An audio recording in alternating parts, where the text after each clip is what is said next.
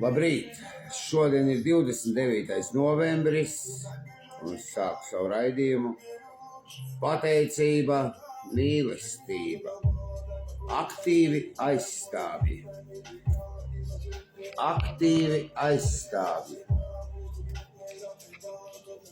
Aktīvi aizstāvji. Mums tā nav vienkārši saprātīga sabiedrisko attiecību politika. Mums tā nav vienkārši saprātīga sabiedrisko attiecību politika. Tā nozīme ir daudz lielāka. Tā ir arī kas vairāk nekā pašlabuma meklēšanas noliegums.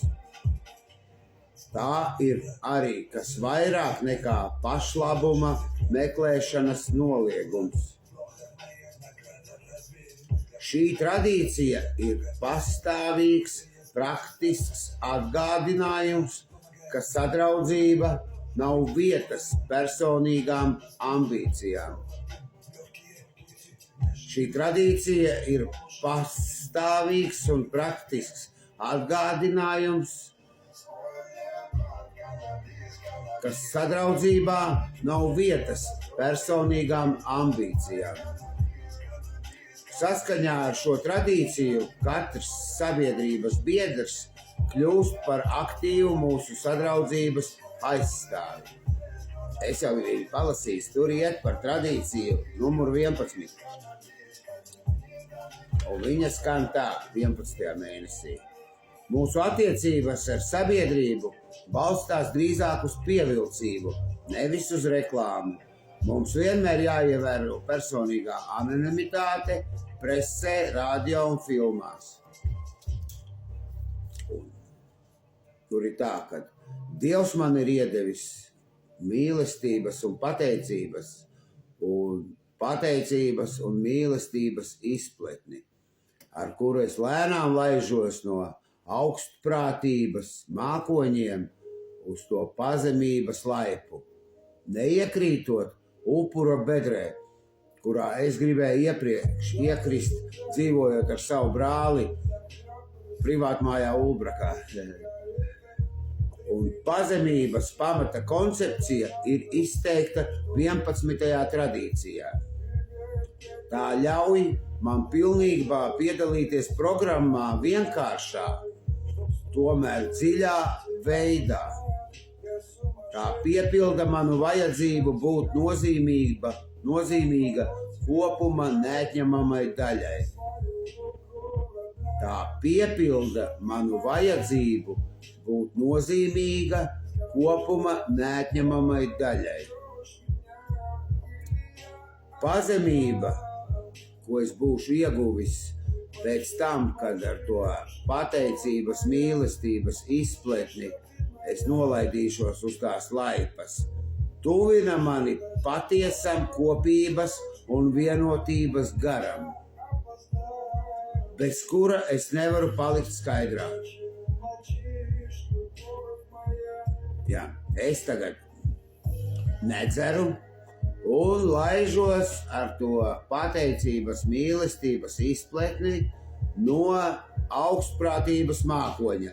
Un tur vienu gadu jālaižās, un pēc viena gada, ja es netrāpīšu upura bedrē, nesākšu dzert, es nolaidīšos uz pazemības laipas.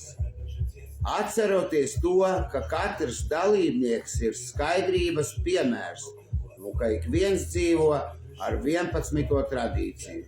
Es esmu spējīgs baudīt brīvību, es esmu spējīgs baudīt brīvību, jo ik viens no mums ir anonīms. Un tāpēc es skaitu, jo es tur maz ko saprotu. Dievs, es esmu tavs, lai notiek tā, kā tu vēlies, atbrīvo mani no patmīlības valgiem, lai es labāk varētu izpildīt tavu gribu. Un noņem man slogu 24 stundas dzert, lai šī uzvara būtu liecība par tavu spēku, tavu mīlestību un tavu ceļu dzīvē tiem, kuriem es gribu palīdzēt, lai es vienmēr varētu izpildīt tavu gribu. Nu, var arī to vēl dot. Dievs, dod man dvēseles mieru, pieņem to, ko es nespēju mainīt, drosmi mainīt to, ko spēju, un gudrību atšķirt vienu no otra. Ne mana, bet tava griba, lai notiek. Un kā jau es teicu, zinu, kad man nepatīk tie vārdi dod un gudrība, es skaitu patiešo. Dievs, es esmu tavs, lai ar mani notiek tā, kā tu vēlies, atbrīvo mani no patmīlības valgiem, lai es labāk varētu izpildīt tavu gribu. Un noņem man slogu 24 stundas dzert. Lai šī uzvara būtu liecība par tavu spēku, tavu mīlestību un tavu ceļu dzīvē tiem, kuriem es gribu palīdzēt. Lai es vienmēr varētu izpildīt tavu gribu. Aktīvi aizstāvi. Nu, es par to nezinu, par to anonimitāti, vai es kaut ko nepārkāpju, bet es domāju, ka es filmēju savu raidījumu un nesu informāciju ar savu nedzeršanu un uzcītību. Es sevi par to slavēju, jo sākumā man likās tāda izklaide, bet šajā brīdī es domāju, ka es informāciju nesu ar savu pievilcību.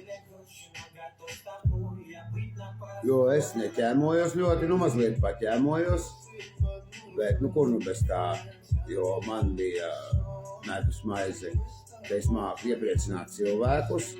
Nedrīkst visi tādi drūmi, nedrīkst, bet nav veselīgi būt drūmam visu laiku. Mazliet drūmam drīkst būt tā veselīgi, labāk būt priecīgam, jo prieki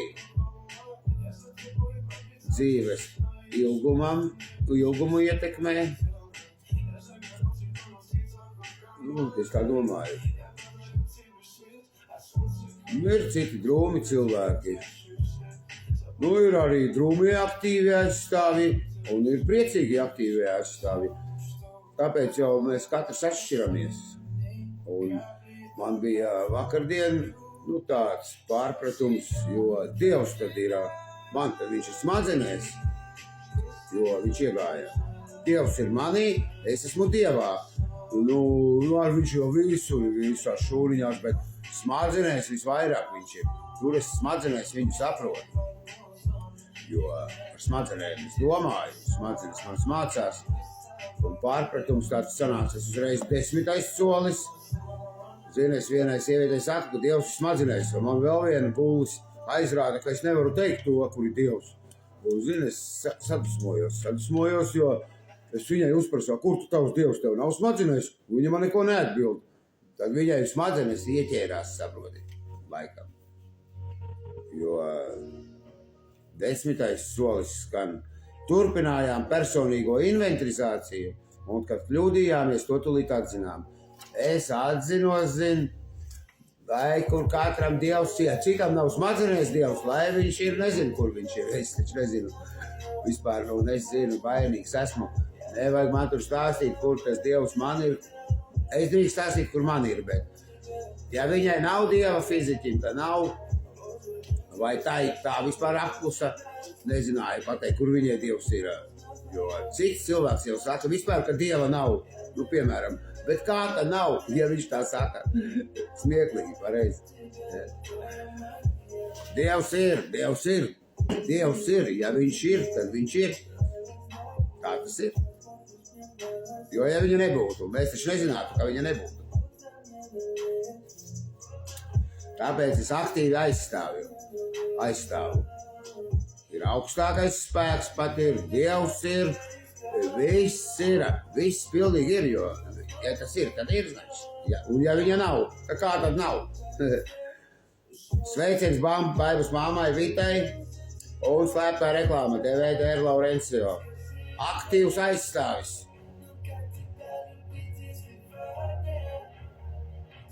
aktīvs aizstāvs.